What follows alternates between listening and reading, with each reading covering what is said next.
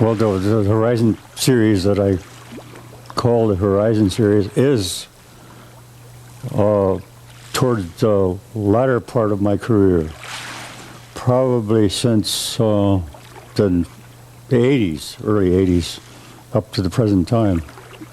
Now that all comes because of the, I grew up by the lake, and the lake has been a sort of a fixed thing in my memory of growing up and living by the lake all during my life, except the time that I was at the sea, at the East Coast. But then the Atlantic Ocean became a fixation for me in the same way, of looking towards the water and then towards the horizon line, over the edge, as I say, looking towards the beyond, or looking towards the unknown, which I use as a kind of a metaphor to seek the mystery, if you want to call it that, the mystery of painting, looking for that very mystery of what is in my mind of what painting is all about.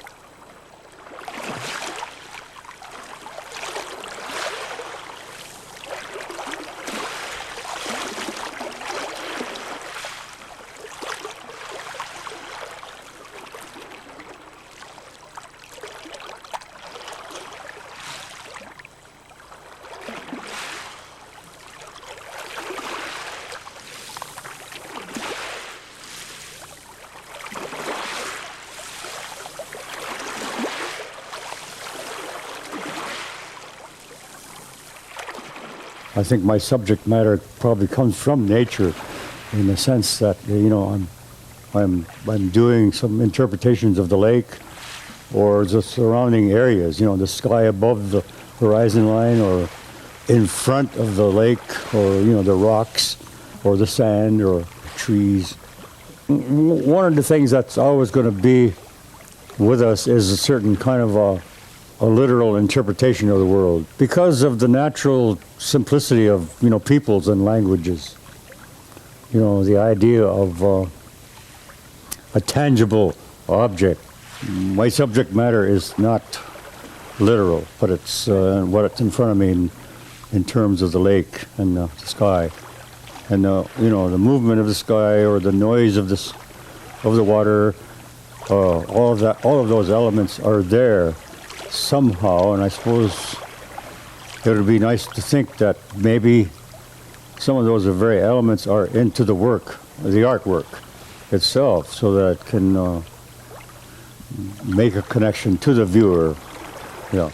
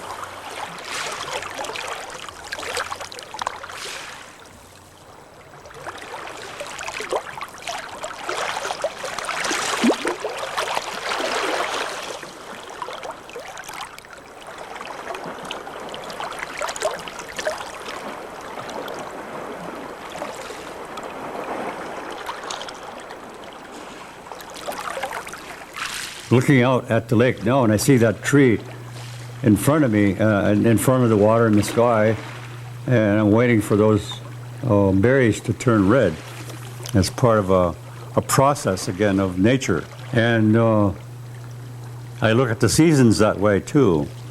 Right now it's very lush because of the greenery and the growth and the flowers. And then in the winter and the fall, it'll come back to a grayness, but the water will still be there in another sense. So it'll It'll always be there. The two little pieces that I have upstairs, the one of the top layers is a lavender, which is just at random a choice of what I want to do at that moment, using perhaps a lavender instead of a blue, for instance. So, and that's very, in one sense, that's very realistic, because the sky is always changing, and at one time it might be lavender, and another time it might be blue. So it's constantly changing. So the choices are endless in what I choose to make the sky, and certainly the same applies to the water. It doesn't necessarily have to be blue.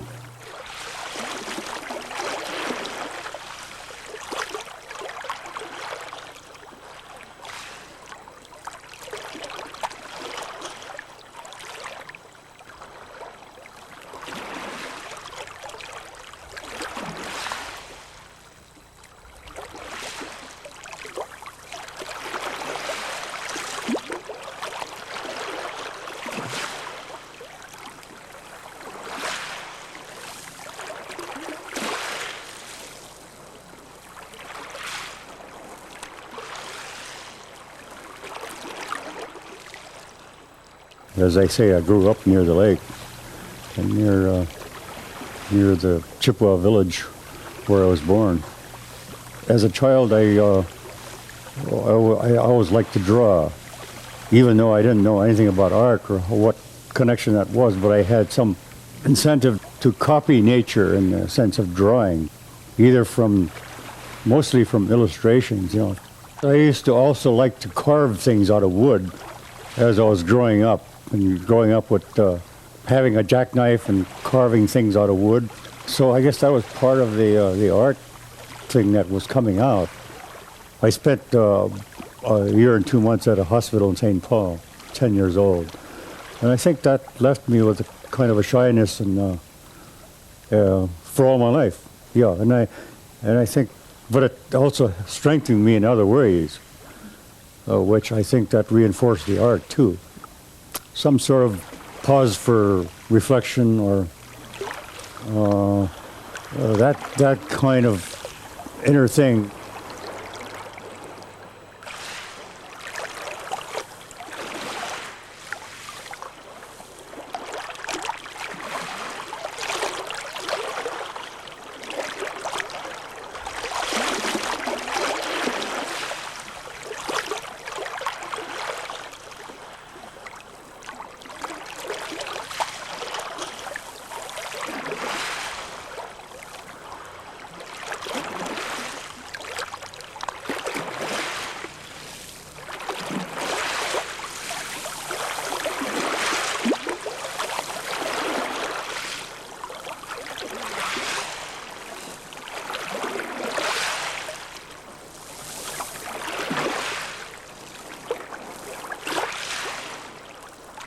It's fascinating anyway, just to think of the vastness of that, the whole vastness of the universe.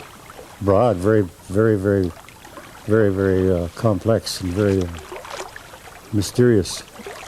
Looking at many paintings that I've done, and sometimes I wonder how I ever did them. In the sense that they come around by magic. Then if you wanted to do that again, maybe you couldn't do it, because you don't know how you did it in the first place. That's hard to explain. Yeah.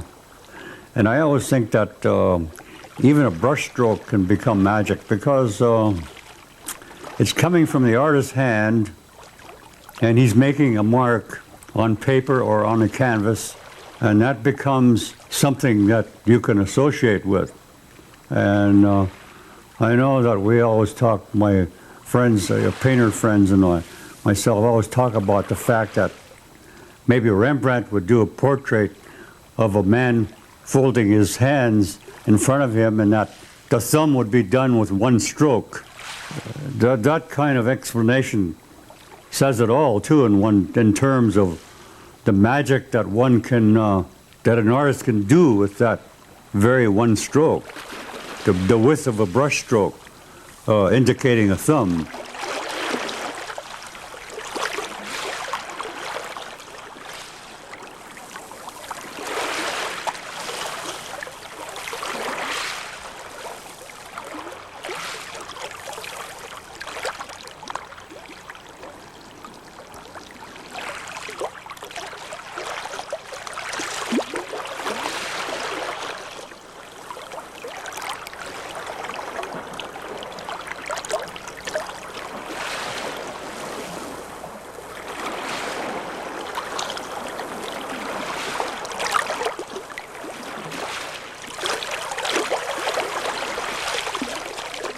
I don't believe in an afterlife. I don't believe in heaven or earth. I was brought up a Catholic, but I guess I left it when I was 18. And I respect people who do. I'm not a religious person in the church sense. Yeah, but I do believe in a certain kind of spirituality, I suppose, which relates to religion in a way. And that's I guess that's my religion, which is nature. I like the idea of seeing underneath, which was part of the mystery, I think, of looking into the beyond.